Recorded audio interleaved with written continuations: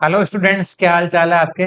तो आज हम करने वाले हैं question and answer of chapter 1 customs का। तो चलिए स्टार्ट करते हैं। और अगर आपके पास एक बुक नहीं हो तो आप इसका लिंक मैंने डिस्क्रिप्शन में दिया है, वहां से आप डाउनलोड इसको कर सकते हो। फ्रीली अवेलेबल है। तो सर जल्दी से आप अभी स्टार्ट करा लेते हैं। चलिए। तो चैप्टर का नाम है levy of and exemptions from custom duty. Question number 1, briefly explain the following with reference to the provisions of Custom Act, Indian Custom Voters, and second अपना India.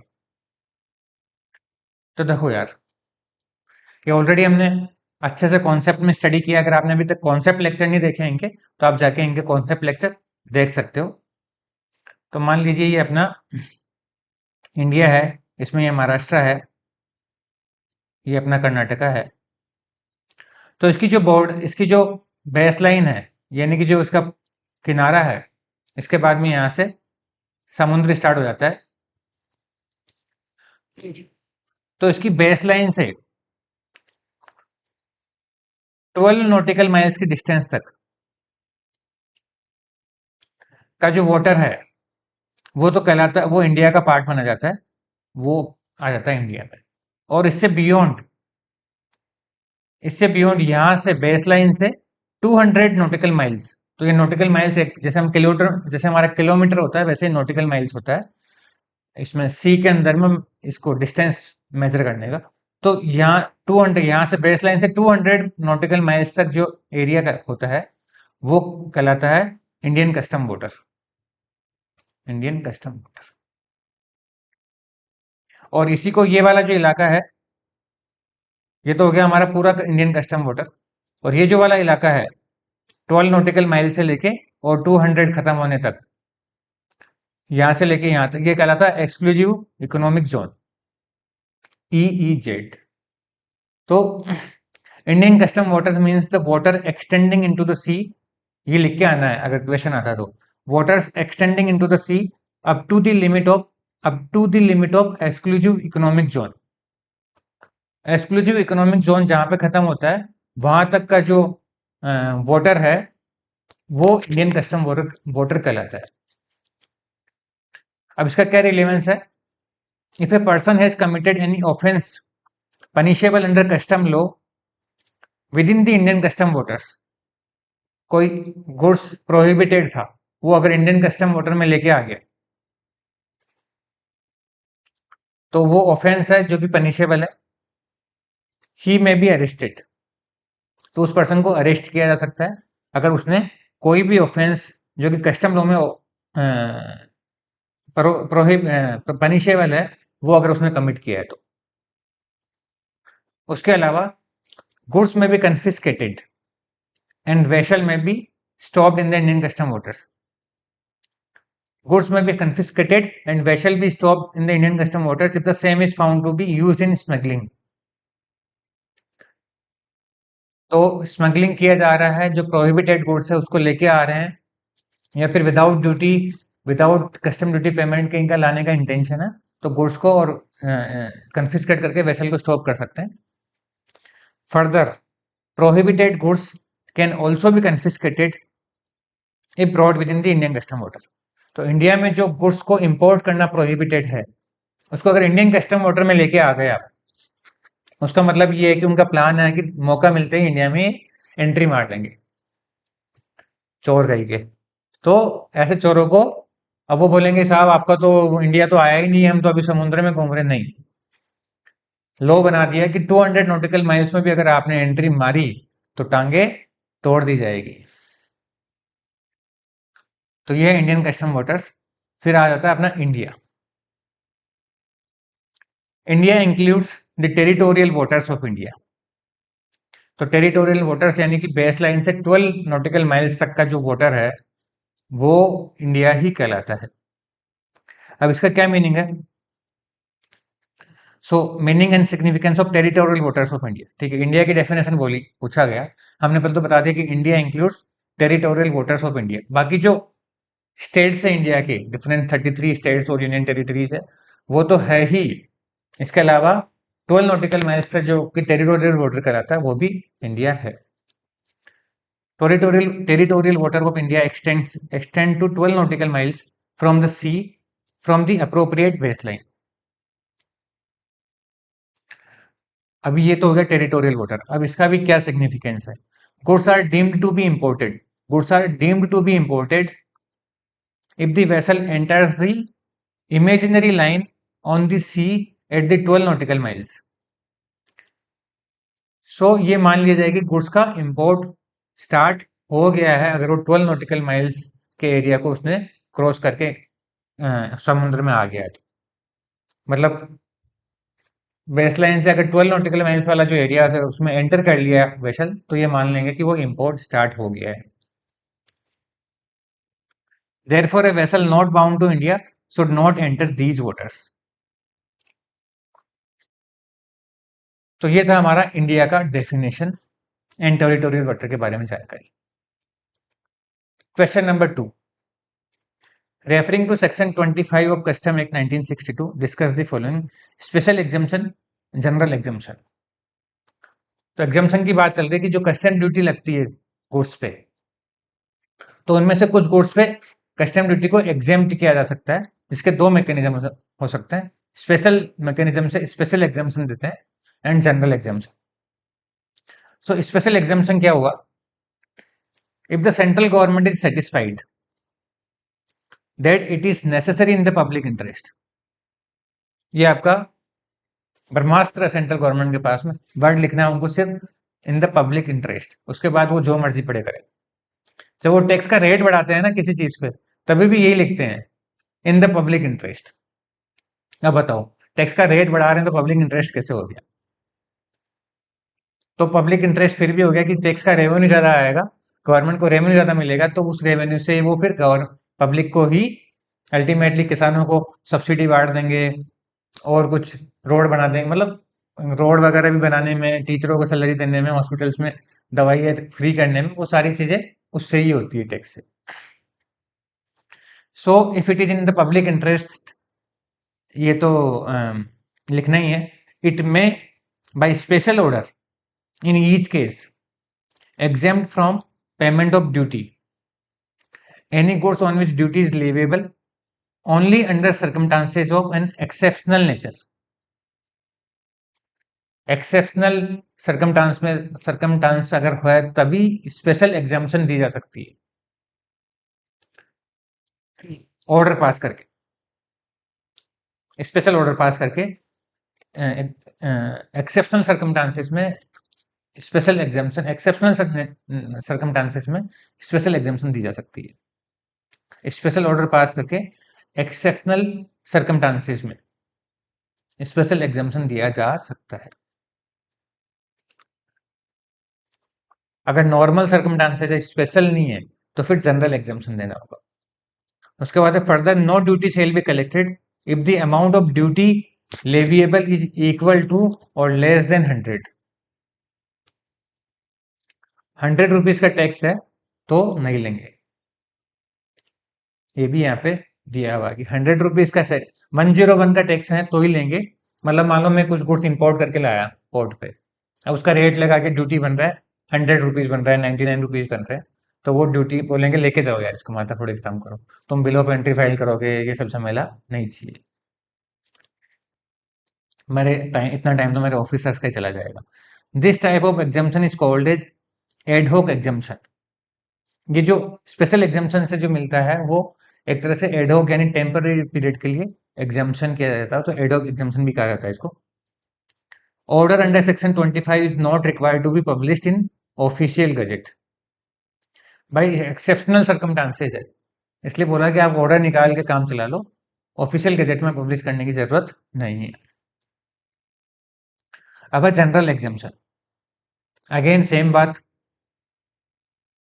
CG is satisfied, central government के पास power है, CG is satisfied that it is necessary in the public interest.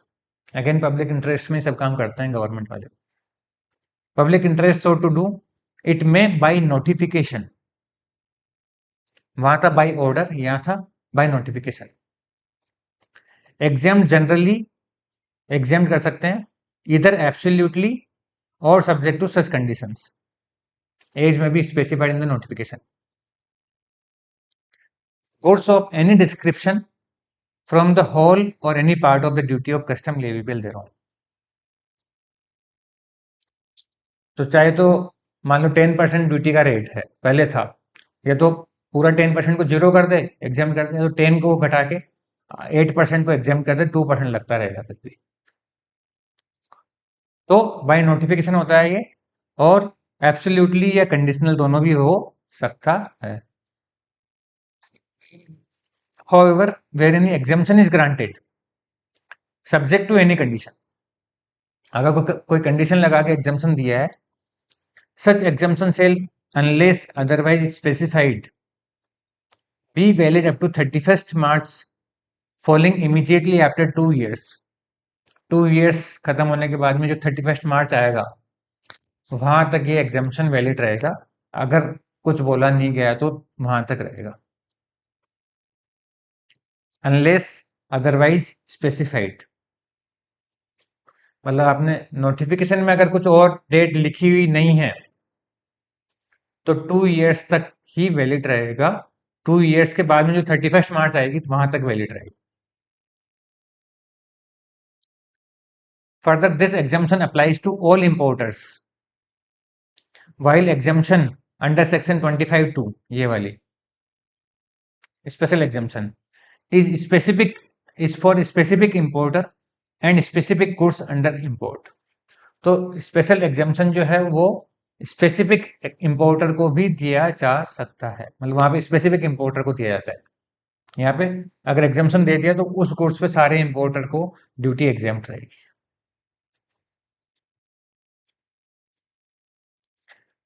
Question number 3,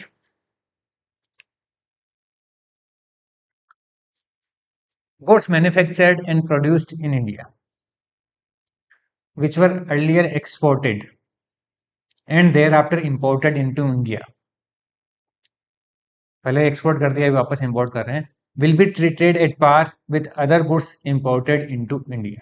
Okay, is the proposition correct or any concession is provided on such import? हाँ जी, पहले export किया था, India का ही manufactured goods था, export किया था, export किया तब तो उसने कोई ड्यूटी लगती नहीं है, जनरली एक्सपोर्ट पे कोई एक्सपोर्ट ड्यूटी लगती नहीं है।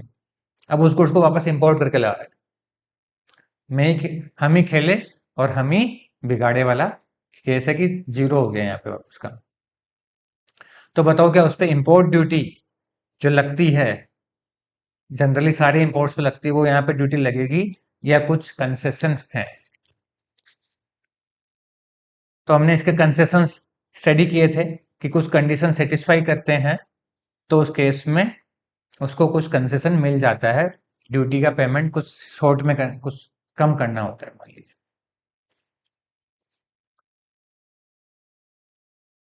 तो देखो, नॉर्मल कोर्स में the given preposition is correct, that is goods produced in India which were earlier exported and thereafter imported into India will be treated at par with other goods imported into India.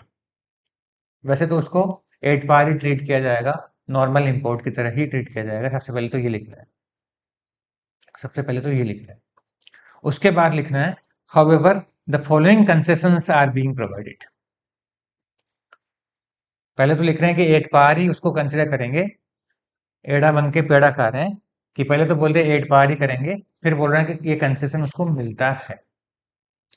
ठीक है, तो अपने को भी इनके अनुसार ही, तुम दिन को कहो रात तो हम रात कहेंगे, तो जैसा आईसीआई या जो लॉ की लैंग्वेज है उसी से हमको भी आंसर लिखना है, तभी अपने को मार्क्स वैसे उसी हिसाब से मार्क्स आएंगे। Maximum import duty will be restricted to duty drawback or refund availed or IGST not paid at the time of export. Maximum import duty कितनी लगने वाली है?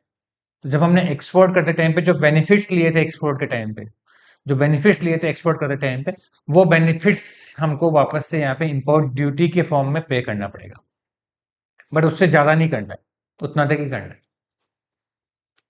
उसके बाद सेकंड है where the goods were originally exported for repairs. अगर goods को आपने रिपेयर्स के लिए भेजा था और रिपेयर होके वापस आ रहे हैं गुड्स, ठीक है, तो हमने ही गुड्स उनको भेजे थे रिपेयर करने के लिए, उस पर थोड़ा उन्होंने प्रोसेसिंग किया, रिपेयरिंग किया, ठीक करके वापस भेज दिया।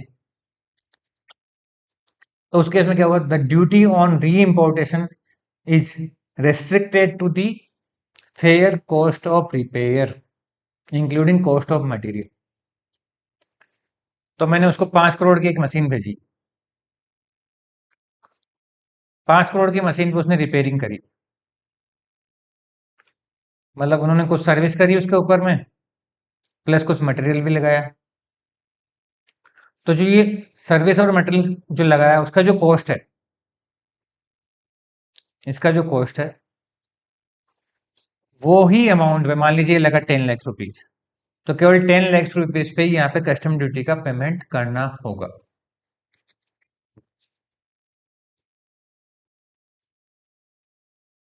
Cost of repairs including cost of materials used in repair whether such cost are actually incurred or not. अब देखो ये 10 लाख रुपीज का उसने कॉस्ट इंकर किया, किसने, बाहर वाली पार्टी ने। अब मान लो कि ये जो मशीन थी ये अंडर वारंटी थी,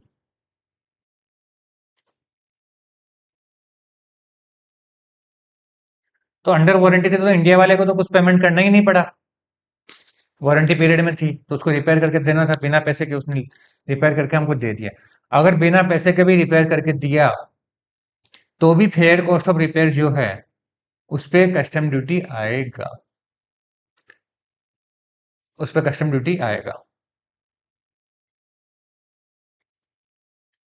उसके साथ ही साथ इसको भेजने का और वापस लाने का बोथ साइड का जो इंश्योरेंस है, freight plus insurance plus freight जो लगा है वो भी इंक्लूड करके उस पर भी कस्टम ड्यूटी आएगा।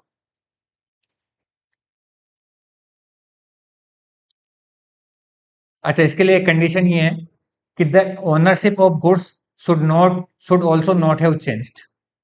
ओनरशिप जो है वो चेंज नहीं होनी चाहिए इस दौरान कहीं पे भी।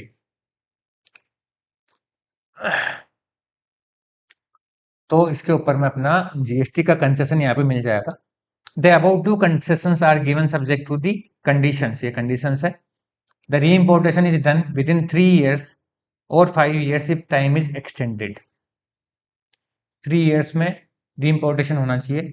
The exported goods and reimported goods must be the same. मैंने रिपेयर के लिए उसको मशीन भेजी, उसने बोला इसको 6 महीने लगेंगे रिपेयर होने में। आप अभी एक काम करो, मैं आपको 6 मंथ्स के लिए एक दूसरी मशीन भेज देता हूँ, आप अपना काम चलाओ। तो बताओ वो जो 6 मंथ्स के लिए मशीन हमारे पास आई है उस पे क्या कंसेशन मिलेगा? आंसर इज नो, क्योंकि जो मैंने उसको मशीन भेजी थी वो डिफरेंट थी, मतलब वो, और जो मुझे वापस आ रही है वो जो वापस आ रही है 6 मंथ्स के लिए जो मुझे दे रहा है वो, या फिर वो बोल रहा है कि आपकी मशीन को मैं रख लेता हूँ, आप ये ठीक मशीन लेके जाओ और आप इसको रख लो। ऐसे केस के अंदर में उसको कोई एग्जाम्पशन नहीं मिलेगा, सेम गुड्स ही वापस आना चाहिए। However, these concessions would not be applicable if re-imported goods। Concession नहीं मिलेगा यानी फुल ड्यूटी पेमेंट करना पड़ेगा अगर री इम्पोर्टेड गुड्स जो हम री इम्पोर्ट करके ला रहे हैं has been exported by EOU or unit in FTP.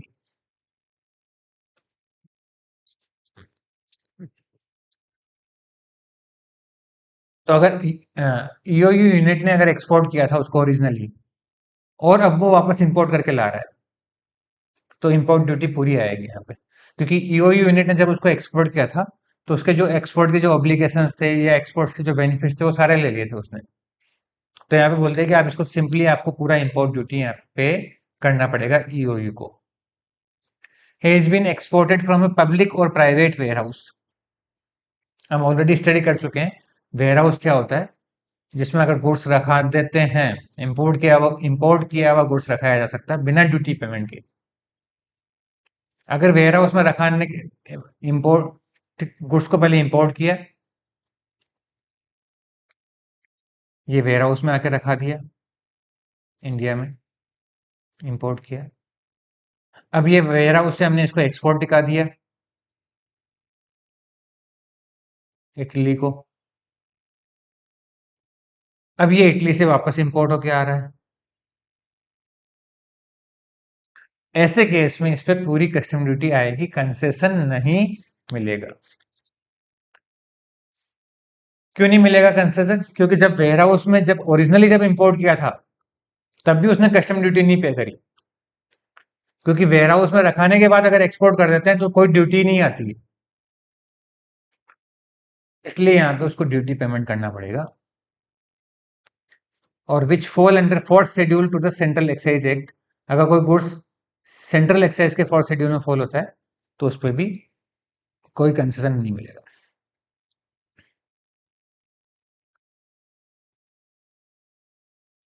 उसके बाद है नेक्स्ट पॉइंट इसी के अंदर में, when exported goods come back for repair. अभी उल्टी सिचुएशन हो गई।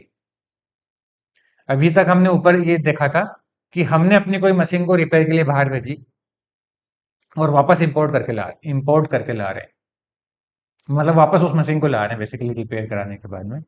तो उसमें जो फेयर कॉस्ट ऑफ रिपेयर होती है उस पर कस्टम ड्यूटी आती है। अब यहाँ पे केस ये आ गया कि हमने किसी को पहले इंडिया से चाइना को एक्सपोर्ट किया था, अब ये मशीन हो गई खराब और ये वारंटी पीरियड में है या वारंटी पीरियड में नहीं है, कुछ भी होगा, इंडिया में इसने वापस रिपेयर के लिए भेजा। इंडिया में वापस से रिपेयर के लिए आ रहा है, रिपेयर के लिए आ रहा है।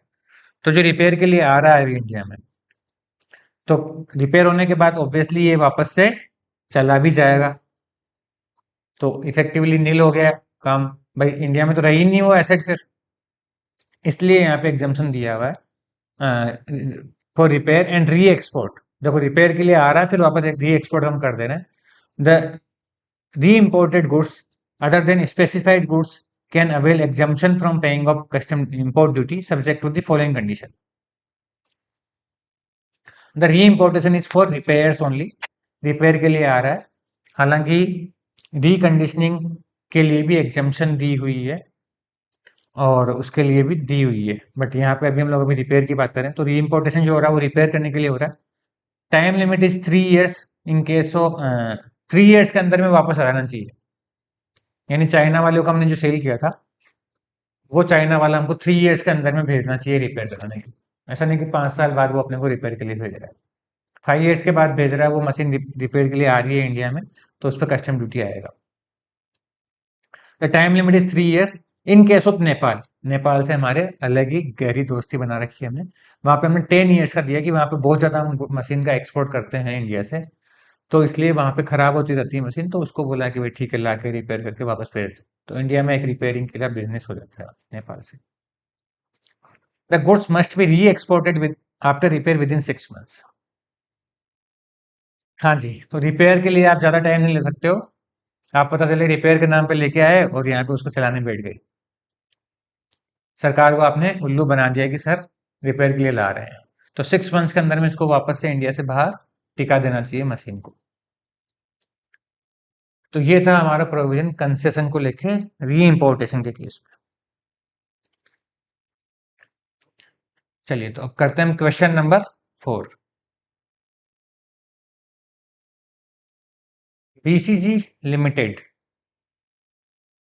और अभी तक अगर आपने इसके लेक्चर्स नहीं देखे हैं तो वो भी देख लो, सारे लेक्चर्स हमने अवेलेबल करा रखे हैं।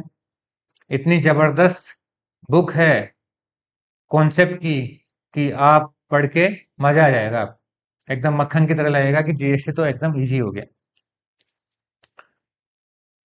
BCG limited imports goods from Japan. Japan, Japanese से मशीन खरीद रहे हैं। हाँ जी, जापान का काम ही यही है। आपको पता है जापान पे, यहाँ पे मैं आपको जापान के से अपन को बहुत ज्यादा कुछ सीखने की जरूरत है इंडिया को। जापान पे in the second world war तो परमाणु बम अमेरिका ने ब्लास्ट किए थे, वहां पे गिराए थे। दो मेजर सिटीज थी वहाँ की। एक था हिरोशिमा एंड एक नागासाकी। जैसे इंडिया की जो जैसे बॉम्बे और दिल्ली जो लार्ज सिटीज है ना, वैसी सिटीज थी वहाँ की। और वो उससे पूरा जापान का वो सिटीज पूरी तहस नहस हो गई। अराउंड 1 लाख पर्सन मारे गए। और उसके बाद में उनको आज भी उनके जो जो उन सिटीज के जो लोग हैं उसमें काफी सारी एबनॉर्मलिटीज है अभी तक भी। लेकिन जापान ने इतना जबरदस्त कमबैक किया कि आज की डेट में जापान तो डेवलप्ड नेशंस में है ही है। और उनके इतने किस्से हैं, स्पेशली कई सारी कंपनीज के लिए बोलते हैं कि सोनी जैसे कंपनी है। अब सोनी का जो क्या क्या नहीं मिलता है हर कंट्री में, इतनी कंट्रीज में। तो उन्होंने जापानीज लोग इतने हार्डवर्किंग होते हैं और अपनी कंट्री के लिए इतना मेहनत करते हैं। और आपने शायद सुना भी होगा कि जापान में जब कभी स्ट्राइक होती है तो हमारी तरह यहाँ पे सड़कों पे तोड़फोड़ नहीं होती है, गाड़े उड़ा रहे हैं, कारें फोड़ रहे हैं। ऐसा नहीं होता है वहां पे। वहां पे जब स्ट्राइक करते हैं लोग किसी भी बात पे तो वहां पे 2 आवर्स एक्स्ट्रा काम करते हैं। तो ऐसा एटीट्यूड अगर किसी कंट्री के लोगों में हो तो तभी वो कंट्री उसकी महान हो सकती है। किसी सरकार के भरोसे कि साहब ये कोई मुख्यमंत्री बन जाएगा या ये कोई प्रधानमंत्री बन जाएगा तो देश बदल जाएगा। देश देश के लोगों से ही बदल सकता है। तो लोग बदलेंगे तो देश बदलेगा। VCG Limited imports goods from Japan and intends to avail the benefit of an exemption notification issued under Section 25 of Custom Act 1962 with regard to said goods. However, since it does not have a manufacturing facility at all, it needs to send the goods so imported for job work to a job worker. Its accountant advised that that as per custom, import of goods at concessional rate of duty or for specified end use. Rules 2022. BCG Limited is not permitted to send such goods for job work. You are required to advise BCG Limited on the said issue, elaborating the relevant legal provisions under the custom law. तो हमने study किया था इसका custom, क्या नाम था इसका, short में एक नाम था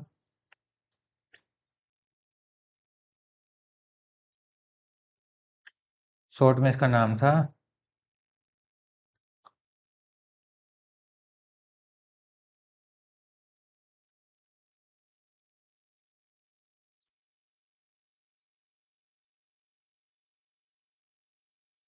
ठीक है, शॉर्ट नेम यहाँ पे भी लिखा नहीं हुआ है। Customs import of goods at concessional duty और फॉर स्पेसिफाइड यूज। तो मैंने आपको एक्सप्लेन किया था कि ये जो रूल्स है ये क्यों बनाए गए हैं कि अगर कोई कंसेशन, हमने एग्जाम्पल भी लिया था एल्कोहल का एग्जाम्पल लिया था कि एल्कोहल मेडिसिन के लिए भी यूज में आने वाला है और बेवड़ों के लिए भी यूज आने वाला है। आपको तो पता ही होगा। तो अगर दोनों यूज में आ सकता है जो इंपोर्ट किया हुआ एल्कोहल, और दोनों पे मान लो अलग यूजेस के बेसिस पे टैक्स रेट डिफरेंट डिफरेंट है, यूजेस के बेसिस पे टैक्स रेट डिफरेंट है, और जो इंपोर्टर है वो कहता है कि सर मैं तो मेडिसिन में यूज करने वाला हूँ इसको, तो फिर सर बोलेंगे कि भाई तेरे को पता है, मेरे को पता है तू क्या कितना मेडिसिन में यूज करने वाला है, तो खुद ही पी जाएगा इसमें से आधी। तो उस केस में कुछ कंडीशंस उसको सेटिस्फाई करनी पड़ेगी जो ये रूल्स में दे रखी है। वो कंडीशन सेटिस्फाई करके ही उसको कंसेशनल रेट ऑफ ड्यूटी मिल पाएगी, क्योंकि उसका मल्टीपल यूज है गुड्स का। तो यहाँ पे बात चल रही है कि क्या ऐसा कोई गुड्स जॉब वर्कर को भेजा जा सकता है। मान लो ये अल्कोहल की ही बात कर लेते हैं। क्या अल्कोहल को मैन्युफैक्चरिंग मेडिसिन बनवाने के लिए कोई बंदा इंपोर्ट कर रहा है सिप्ला कंपनी इंपोर्ट कर रही है और वो मेडिसिन बनाने के लिए अपनी कोई जॉब वर्कर कंपनी को भेजना चाहती है और उसको ये कंसेशन लेना है, कंसेशन उसको अवेल करना है, तो क्या वो जॉब वर्क के लिए भेज सकती है? बिल्कुल भेज सकती है जॉब वर्कर के लिए, जॉब वर्क करने के लिए, लेकिन उसको कुछ कंडीशंस उसकी सेटिस्फाई करनी पड़ेगी, रिकॉर्ड्स वगैरह मेंटेन करने पड़ेंगे। सो लिखा है कि importer is permitted to send the imported goods for job work, पहले तो परमिटेड है। The said rules stipulates that the importer shall maintain a record of goods sent for job work during the month and mention the same in the prescribed monthly statement. ऐसे importer को एक monthly statement file करना होता है, ये हमने already concept ने study किया था। उसको ये रिकॉर्ड जो रिटर्न फाइल करेगा, मंथली रिटर्न फाइल करेगा, उसमें उसको मेंशन करना पड़ेगा कि कितना गुड्स उसने जॉब वर्कर के यहाँ पे भेजा है, कितना आ गया। The importer shall send goods to the premises of job worker under an invoice or variable applicable through a e-way bill. E-way bill हम जीएसटी में स्टडी किया था, ई-वे बिल बना के गुड्स को भेजना चाहिए उसको। मैक्सिमम पीरियड 6 मंथ्स में वापस आ जाना चाहिए। यहाँ पे 6 मंथ्स के अंदर में जॉब वर्कर को गुड्स गया हुआ यहाँ पे वापस आ जाना चाहिए। यहाँ पे अगर ये कंसेशन लेना है तो 6 मंथ्स में बन के वापस आ जाना चाहिए। तो यहाँ पे टाइम लिमिटेड दे रखी है 6 मंथ्स। और एक चीज यहाँ पे याद दिला दूं आपको, जो हमने जीएसटी में स्टडी किया था, कि अगर जीएसटी में हम गुड्स किसी जॉब वर्कर को मैन्युफैक्चरिंग या प्रोसेसिंग करने के लिए भेजते हैं, तो उसमें भी एक टाइम लिमिट दे रखी थी जिसमें गुड्स वापस आ जाना चाहिए। तो वो टाइम लिमिट आप मुझे कमेंट बॉक्स में कमेंट करके बताओ कि वो क्या टाइम लिमिट था।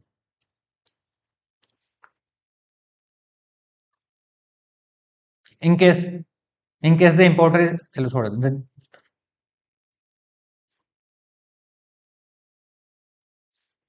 द जॉब वर्कर शेल, अब ये जॉब वर्कर की भी रेस्पॉन्सिबिलिटी है कि maintain an account of receipt of goods. जो जॉब वर्कर है उसके ऊपर भी कुछ रेस्पॉन्सिबिलिटीज डाल दी कि जो भी गुड्स उसको मिल रहा है उसका अकाउंट रखे, यानी कि कितना गुड्स उसको आया था, कितना उसने मैन्युफैक्चरिंग में यूज आ गया, कितना उसके पास क्लोजिंग में रखा हुआ है। Manufacturing process undertaken and the waste generated during such process, ये जॉब वर्कर को भी अकाउंट्स मेंटेन करने हैं यहाँ पे। और ऑफिसर अगर जब मांगता है तब वो डॉक्यूमेंट्स को प्रोड्यूस दे, अकाउंट डिटेल्स प्रोड्यूस करे ऑफिसर के सामने, और कंप्लीशन हो जाए जॉब वर्क कंप्लीट होने के बाद में वो उसको प्रोसेस गुड्स को वापस इंपोर्टर को भेज दे। ये जॉब वर्कर के ऊपर भी रेस्पॉन्सिबिलिटी है। अगर नहीं हुआ इसका कंप्लायंस, तो जो कंसेशन मिला था उसको, वो सारा कंसेशन हटा के पूरी ड्यूटी लग जाएगी।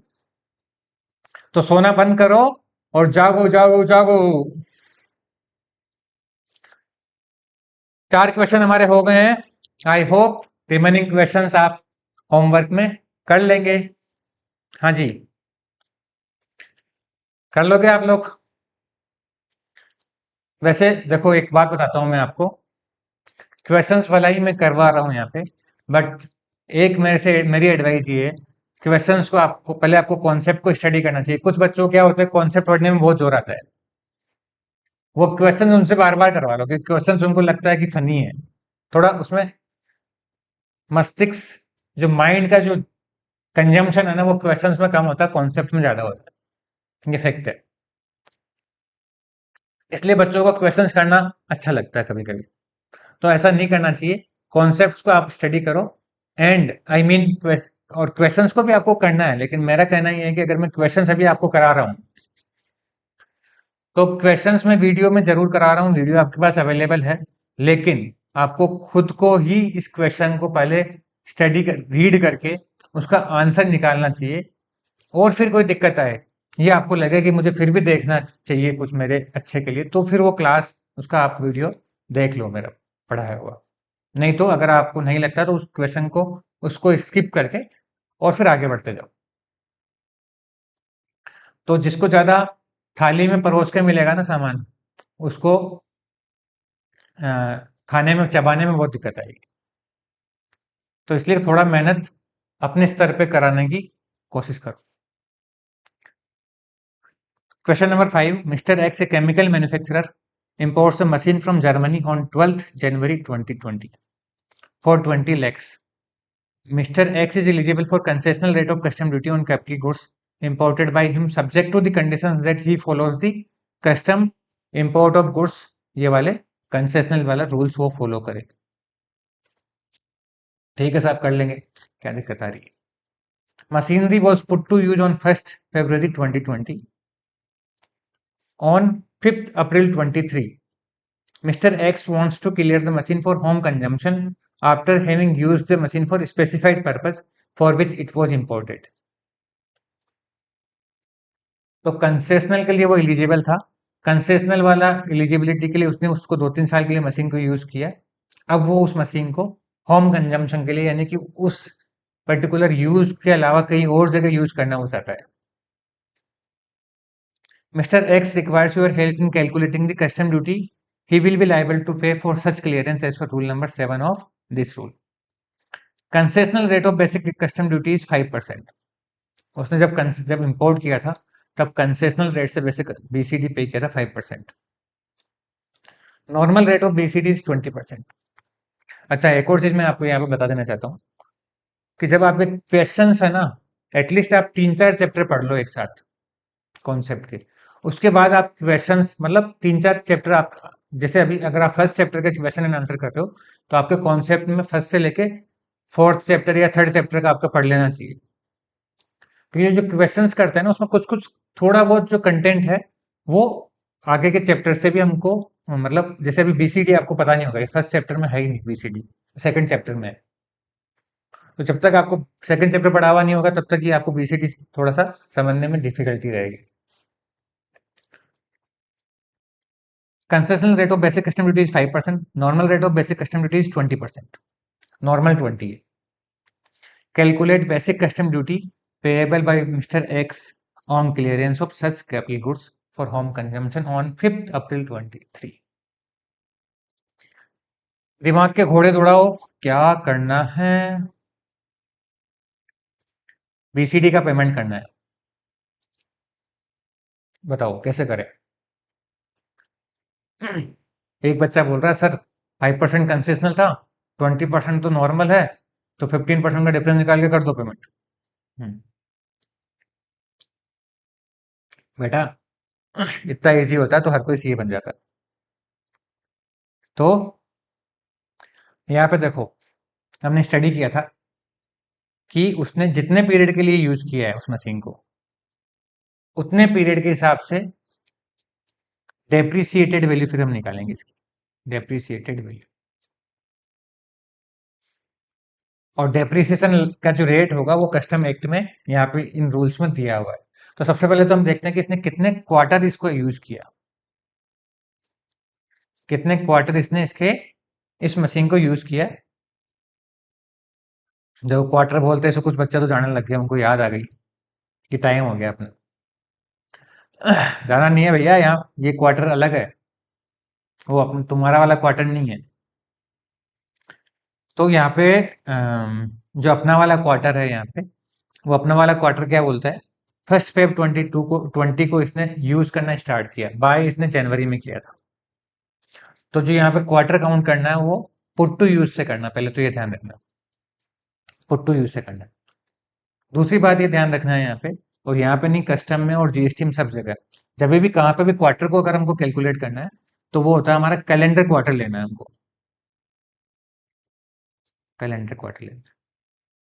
और जनरली क्वार्टर का जहां पे भी बात आता है तो पार्ट ऑफ द क्वार्टर अगर होता है तो उसको भी क्वार्टर ही मानते हैं, चाहे वो जीएसटी हो चाहे कस्टम हो, सब जगह जहां पे भी क्वार्टर होता है वहां पे पार्ट ऑफ द क्वार्टर को भी फुल क्वार्टर मान के ही वर्किंग करते हैं. तो देखो 1st February 20 से लेके 31st March 20, ये 2 महीने का जो पीरियड है, मार्च के अंदर में ये वाला क्वार्टर एंड हो गया. तो मार्च, एक क्वार्टर तो हमारा हो गया मार्च 20 तक का, एक क्वार्टर हो गया. उसके बाद हम पहुंच जाते हैं ठेठ मार्च 23 में. तो मार्च 20 से लेके मार्च 23 तक 3 इयर्स, फुल 3 इयर्स यानी 12 क्वार्टर हो गए. और उसके बाद में 5th अप्रैल तक इसने यूज किया. तो वो भी पार्ट ऑफ द क्वार्टर, एक नया क्वार्टर स्टार्ट हो गया अप्रैल से, तो अप्रैल वाला भी एक क्वार्टर हमारा, पूरा क्वार्टर उसको भी, मतलब एक क्वार्टर उसको पूरा काउंट करेंगे यहाँ पे। इस तरह से 14 क्वार्टर्स हो गए। 14 क्वार्टर्स के लिए मशीन यूज करी गई है। अब उसका डेप्रिसिएशन कितना लगाएंगे, मशीन के ऊपर कितना डेप्रिसिएशन लगाएंगे, वो कस्टम हमारे यहाँ पे रूल्स में दिया हुआ है। क्या परसेंटेज है जल्दी से बताओ, फर्स्ट 4 क्वार्टर के लिए, फिर नेक्स्ट 4 क्वार्टर के लिए, फिर नेक्स्ट 4 क्वार्टर के लिए, फिर नेक्स्ट 4 क्वार्टर के लिए, इस तरह से परसेंटेज है। फर्स्ट 4 क्वार्टर के लिए हमारे है 4%, फिर नेक्स्ट के लिए 3%, फिर अगेन नेक्स्ट के लिए 3%, एंड फिर नेक्स्ट वाले के लिए 2.5% का डेप्रिसिएशन का रेट है। WDV मेथड से डेप्रिसिएशन लग रहा है, रिटर्न डाउन वैल्यू मेथड से नहीं, पहले हायर रेट पे डेप्रिसिएशन फिर लोअर रेट पे, एसएलएम मेथड से नहीं लगाया जा रहा है, स्ट्रेट लाइन मेथड से नहीं है। जीएसटी वाला मत लगा देना है यहाँ पे, जीएसटी में जो है कुछ कुछ जगह पे क्वार्टर पे जो है वो 5% पर क्वार्टर फिक्स है वहां पे, एवरी क्वार्टर के लिए 5% की, 2-3 जगह वहां पे भी आता है। तो यहाँ पे इस तरह से, तो देखो फर्स्ट 4 क्वार्टर के लिए 4% के हिसाब से 16% डेप्रिसिएशन, नेक्स्ट के लिए 12%, नेक्स्ट 4 क्वार्टर के लिए फिर इसके लिए 12%, और इसके लिए यहाँ पे अपने 4 क्वार्टर पूरे नहीं है, हमने टोटल 14 क्वार्टर्स यूज किए, यानी नेक्स्ट 2 क्वार्टर्स के लिए 2.5% पर क्वार्टर की रेट से 5%। एक बार मैं भी देख लेता हूँ, 4332, सो ये हो गया हमारा 24, 40, 45% का इसको डेप्रिसिएशन इसका मिल जाएगा। तो ये जो एसेट की 45% हमने यहाँ पे कैलकुलेट कर लिया, 45% का इसको डेप्रिसिएशन मिल जाएगा। अभी यहाँ पे इसकी एसेट की वैल्यू है कितने की, बताओ जल्दी से कितने की है, 20 लैक्स, 20 लैक्स का 45% डेप्रिसिएशन मिल गया इसको, जल्दी से बताओ कितना हुआ। अब ये देखो कैलकुलेटर लेके बैठ गए बच्चे, अबे सालो इतना तो आपको सीधा सीधा आ जाना चाहिए बिना कैलकुलेटर के, कैलकुलेटर की इतनी आदत डालने की सही नहीं है। तो ये हो गया हमारा 9 लैक्स डेप्रिसिएशन। तो डेप्रिसिएशन घटाने के बाद जो वैल्यू आई है इसकी आ गई 11 लैक्स, ये आ गई इसकी return down value, WDV value कुछ भी बोल दो इसको, डेप्रिसिएटेड वैल्यू ये आ गई इसकी, डेप्रिसिएशन ये तो चार्ज हो गया, और ये आ गई डेप्रिसिएटेड वैल्यू 11 लैक्स, 11 लैक्स आ गई। हेलो, कभी कभी ये माइक बंद हो जाता है, वीडियो में आवाज चली जाती है, और फिर बाद में उसका करना पड़ता है नया रिकॉर्डिंग। तो अगर आपको आवाज आना बंद हो गई हो तो बता देना कि सर आवाज आना बंद हो गई। सो 11 लैक्स इसका WDV हो गया। अब कस्टम ड्यूटी कैसे कैलकुलेट करनी है बताओ जल्दी से, सब अपने अपने बुक्स में इसको वीडियो को यहाँ पे पोस्ट करके और कस्टम ड्यूटी कैलकुलेट करो, पोस्ट कर दो इसको चुपचाप से, देख के नहीं करना है, खुद से करना है। चलिए तो कर लो अपना, तब तक मैं भी यहाँ कर लेता हूँ। तो 20 लैक्स में इसको परचेज करी थी, उस पर 5% हमने ड्यूटी का पेमेंट किया था, और पहले इसको नहीं लिखता हूँ, अभी इसकी डेप्रिसिएटेड वैल्यू है 11 लाख रुपीस, इस पर 20% का ड्यूटी का रेट है, विदाउट कंसेशन रेट जो है वो 20% है। तो ये इसके ऊपर में ड्यूटी का पेमेंट होना है 11 लैक्स पे 20%, लेकिन ऑलरेडी 20 लैक्स पे 5% तो हम पे कर चुके हैं, 20 लैक्स पे 5% तो ऑलरेडी पे कर चुके हैं, तो 20 लैक्स पे 5% को लेस कर देंगे। तो 11 लैक्स का 20% 2.2 लैक्स, माइनस 20 लैक्स का 5% 1 लैख, इन दोनों का जो डिफरेंस रहेगा 1.2 लैक्स, ये इसका कस्टम ड्यूटी का भी पेमेंट करना पड़ेगा। जब वो मशीन को उसने यूज किया कुछ कुछ टाइम के लिए, उस मशीन को कंसेशनल प्रोडक्ट्स बनाने के लिए यूज किया, मतलब कंसेशन लेने का जो उसका जो प्रोडक्ट्स उसको मैन्युफैक्चरिंग के लिए यूज करने वाला था, स्पेसिफाइड पर्पस के लिए उसने यूज किया, और बाद में अभी वो स्पेसिफाइड पर्पस से अपने नॉर्मल पर्पस के लिए लेके आ रहा है, उस टाइम पे उसको 5 अप्रैल 23 को ये कस्टम ड्यूटी का उसको पेमेंट करना पड़ेगा। आया समझ में या सो रहे हो? जाओ जागो जाग जाओ, और सो रहे हो तो उठो और अपना मुंह धो के आओ। जागो जागो जागो जागो, 1.2 lakhs रुपीज का अमाउंट हमारा आ गया है। And remember that quarter to be calculated as per the calendar quarter, April में जून, ये हमारे कैलेंडर है। अप्रैल में जून, जुलाई अगस्त सितंबर अक्टूबर नवंबर दिसंबर जनवरी फरवरी मार्च। ये गलती मत कर देना कि आप 1 फरवरी से लेके फेब मार्च अप्रैल एक क्वार्टर काउंट कर लो उसका, ऐसा नहीं करना है। चलिए, question number 6, distinguish between pilfered goods and lost destroyed goods.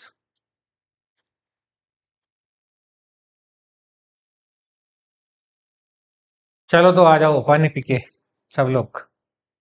मैंने पी लिया अपना पानी, पी लिया है, ठीक है। Distinguish between pilfered goods and lost destroyed goods. Pilfered goods, lost destroyed goods. तो जो पहले तो ये समझते हैं कि होती क्या है ये पेटी पिल्फरेड गुड्स, क्या होता है? पेटी थेफ्ट बाय ह्यूमन बीइंग, छोटे मोटे चोर साले, बड़ा चोरी तो होता नहीं है उनसे, तो छोटे मोटे चोरी जो होती है वो कहलाती है पिल्फरेड गुड्स। और जो किसने बड़ा चोरी कर दिया या फिर किसी और कारण से बड़ा लॉस लॉस हो गया, लॉस या destruction by fire, flood, theft भी हो सकता है, कुछ भी हो सकता है, तो वो कहलाता है लॉस्ट और डिस्ट्रॉयड। तो देखो यार, no duty payable on such goods, जो गुड्स का पिल्फरेड हो गया, चोरी हो गया वहां पे, उस चोरी का कस्टम ड्यूटी का पेमेंट इंपोर्टर को नहीं करना। क्यों करना है भाई?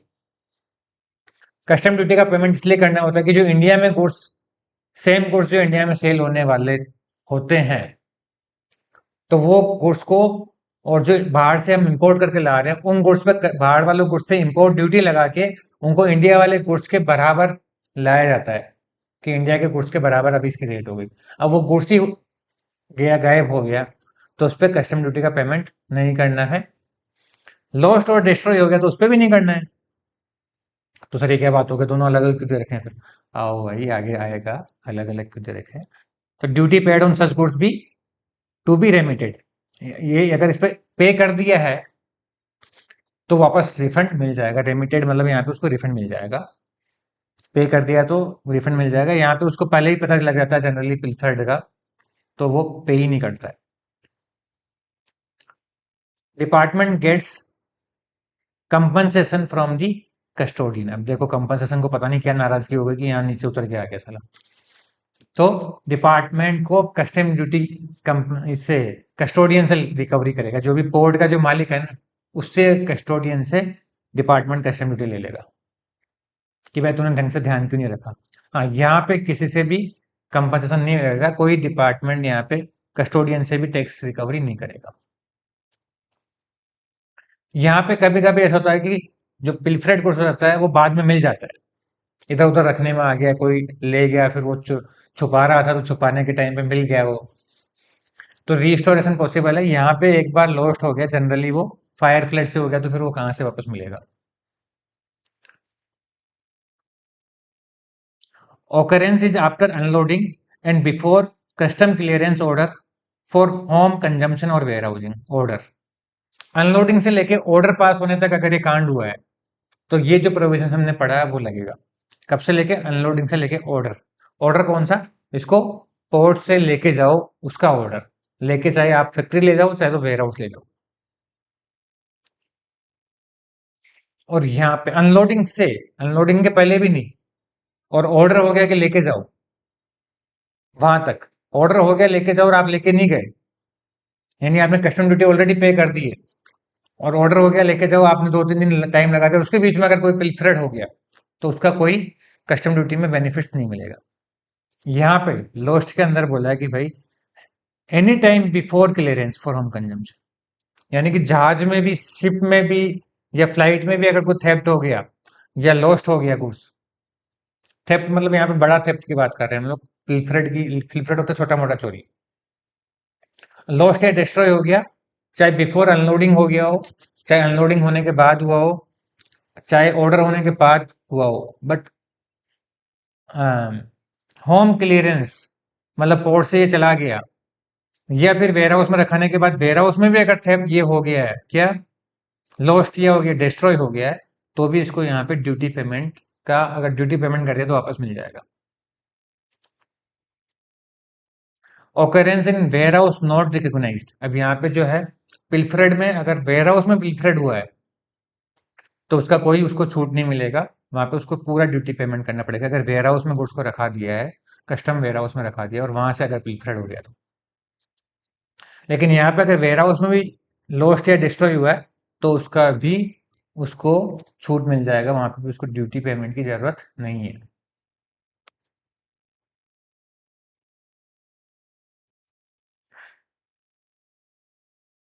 ठीक है, ये और सब चीजें देखो, ये क्वेश्चन अगर आता है तो जनरली 5-6 पॉइंट्स अगर लिख देते हैं, जैसे 4 या 3 मार्क्स का आता है क्वेश्चन, 3 का तो नहीं आता, 4 मार्क्स का आता है, तो 5-6 पॉइंट्स लिख दिए तो अपना काम हो जाता है।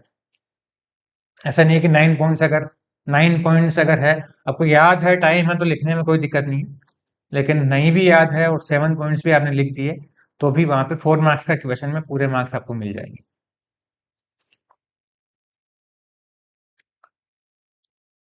Question number 7। तो अभी हमने देखा कि पिल्फरेड का क्या ट्रीटमेंट होता है एंड लॉस्ट एंड डिस्ट्रॉय का क्या ट्रीटमेंट होता है कस्टम के पेमेंट के पर्पज से। इंपोर्टेड गुड्स का छोटा मोटा चोरी, और कोई फायर कोई हो गया, कोई फ्लड लग गया, कुछ होके गुड्स डिस्ट्रॉय हो गया तो। यहाँ पे गुड्स लॉस्ट एंड डिस्ट्रॉयड, यानी डिस्ट्रॉय यानी पूरा ही डिस्ट्रॉय हो गया, उसका कोई यूज नहीं कर सकते अभी। डैमेज अगर हुआ है तो उसके अलग प्रोविजन है। डैमेज के, डैमेज यानी कि कोई गुड्स है वो 100 रुपीज का था, उसमें कुछ ऐसा डैमेज हो गया, टूट गया फूट गया, बट फिर भी वो 60 रुपीज 40 रुपीज कुछ भी उसकी वैल्यू है। और डिस्ट्रॉय का मतलब होता है कि 100 रुपीज का गुड्स अभी कुछ नहीं बचा, उसका अगर सेल भी होगा तो वो कबाड़े के भाव में सेल होगा, वो होता है डिस्ट्रॉय। चलिए, तो अभी हम लेते हैं next question, question number 7।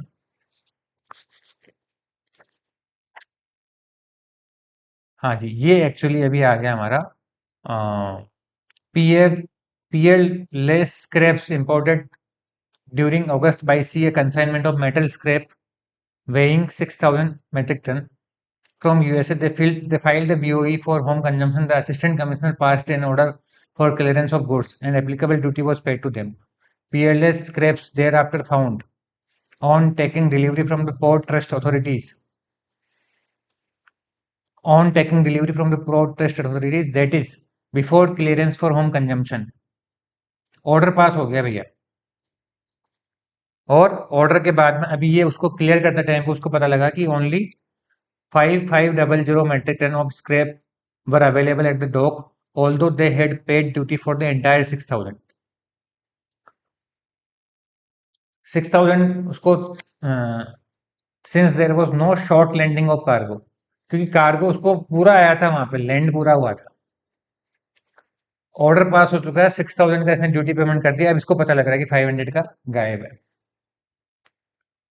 The short's delivery of 500 metric ton was also substantiated by the port trust authorities. ये ये उसने भी पोर्ट के जो अथॉरिटीज है, उसने बोला कि हाँ साहब, इनका 5500 मेट्रिक टन ही है, उसने वहां पे वेट किया था कांटे पर लगा के। On filing a representation to the custom department, peerless scraps has been directed in writing to justify as to which provision of custom act governs their claim for remission of duty on 500 metric ton not delivered by the port trust. अब वो remission लेना चाहते हैं, यानी refund लेना चाहते हैं जो ड्यूटी का पेमेंट कर दिया। तो कस्टम वाले बोल रहे हैं, देखो भाई, तुम हमको प्रोविजन बता दो, हम तुमको पैसा दे देंगे। हाँ, तुम हमें खून दो, हम तुम्हें आजादी देंगे। ये नारा किसने दिया था, बताओ। थोड़ा अपना हिस्ट्री का नॉलेज बढ़ाओ।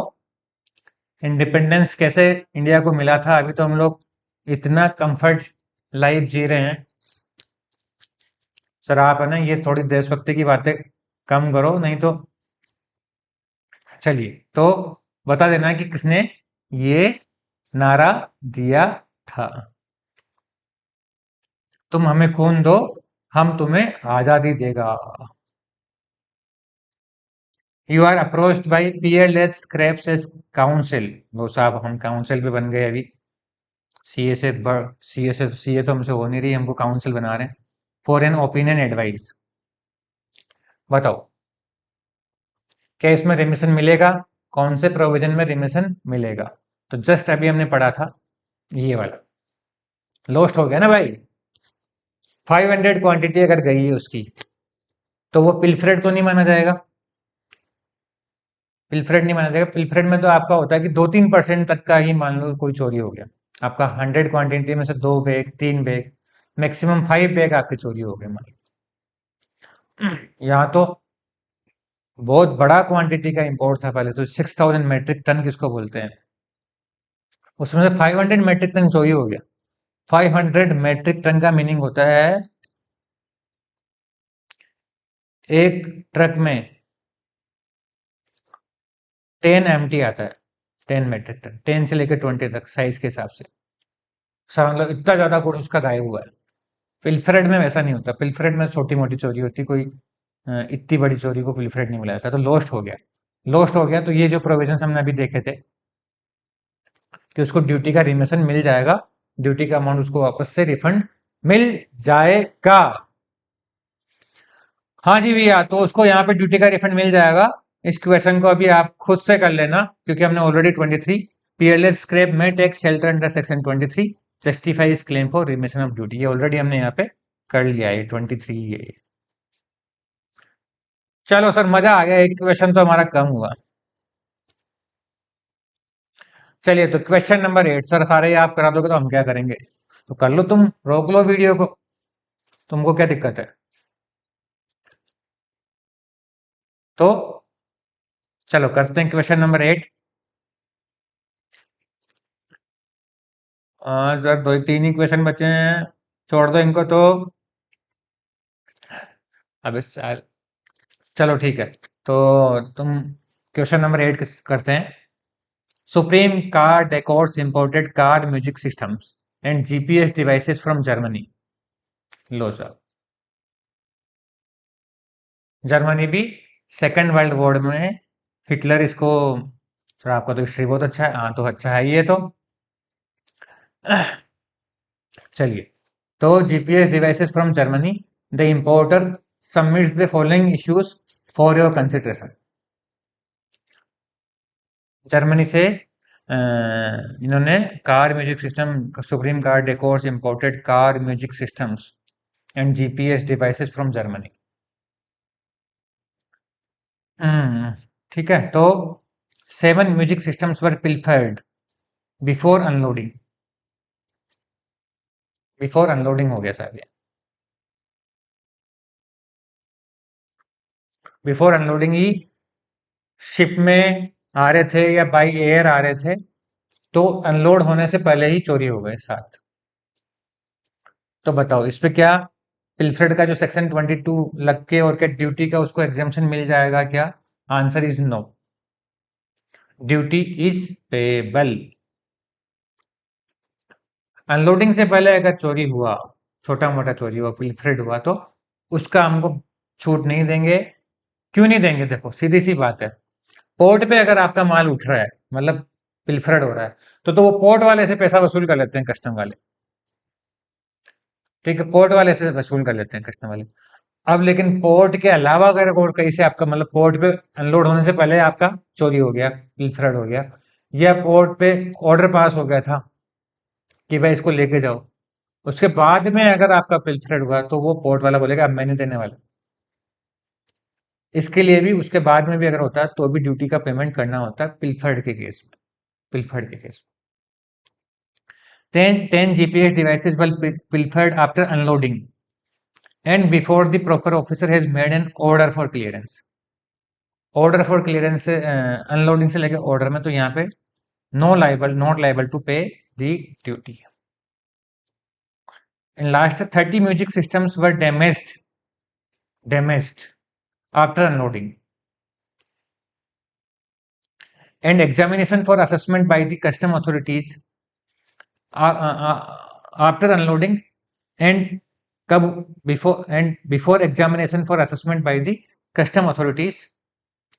Sorry, 30 music systems were damaged after unloading and examination for assessment by the custom authorities, but before actual home clearance. मतलब अनलोड हुआ सबसे पहले, फिर कस्टम अथॉरिटीज ने भी एग्जामिन कर लिया,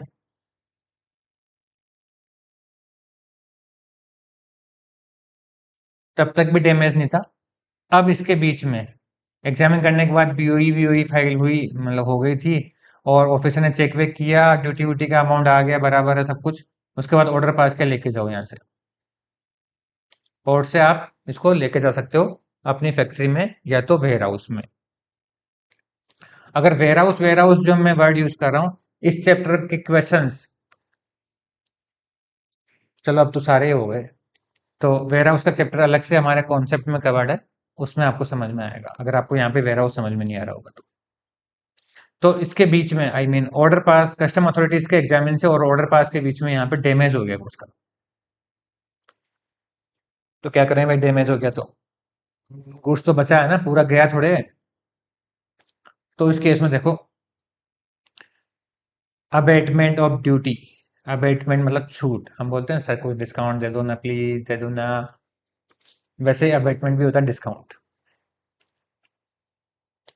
Abatement of duty on damaged imported goods is available if such imported goods are damaged accidentally, सबसे पहले तो accidentally damage होना चाहिए, after unloading, but before examination for assessment by the custom authorities. Custom authorities ने examine किया, उसके पहले पहले डैमेज होना चाहिए, उसके बाद में अगर हुआ तो कोई अबेटमेंट नहीं मिलेगा भैया, पूरा टैक्स पेमेंट करना पड़ेगा। तो डैमेज याद रखना, डैमेज जो है वो एग्जामिनेशन से पहले पहले हो जाना चाहिए, और अनलोडिंग के बाद में, अनलोडिंग से पहले भी नहीं, अनलोडिंग के बाद में और एग्जामिनेशन से पहले पहले, एग्जामिनेशन से पहले पहले डैमेज हो जाना चाहिए, बाद में हुआ तो नहीं मिलेगा कंसेशन। हाँ जी, तो यहाँ मिलता है डिस्काउंट, मिलता है डिस्काउंट, डिस्काउंट डिस्काउंट मिलता है, अबेटमेंट मिलता है यहाँ पे। चलिए, अबेटमेंट कैसे मिलता है, इसका कैलकुलेशन हमने कॉन्सेप्ट लेक्चर में पढ़ लिया था, अगर आपको याद नहीं आ रहा है तो वापस जाके देख लो, भूलना नहीं है। चलिए, तो हम आ जाते हैं हमारे लास्ट दो क्वेश्चन पे, और अब तो आपको ये दो क्वेश्चन सर छोड़ने ही पड़ेंगे, फिर हम क्या होमवर्क करेंगे सर। ओके बच्चों, तो आप इतना मेरे से रिक्वेस्ट कर रहे हो, तो मेरे को भी कोई बहुत ज्यादा इस क्वेश्चन को आपको कराने में इंटरेस्ट नहीं है, आगे के चैप्टर कराने बाकी है, तो फिर ये दोनों क्वेश्चन आप मार्क कर लो होमवर्क में, और इसको लिख के करना, क्या ऐसे ऑडिट मत मार देना, लिख के करना। और ये हो गया हमारा चैप्टर नंबर 1 फिनिश। मिलते हैं नेक्स्ट लेक्चर में, तब तक के लिए टाटा बाय बाय।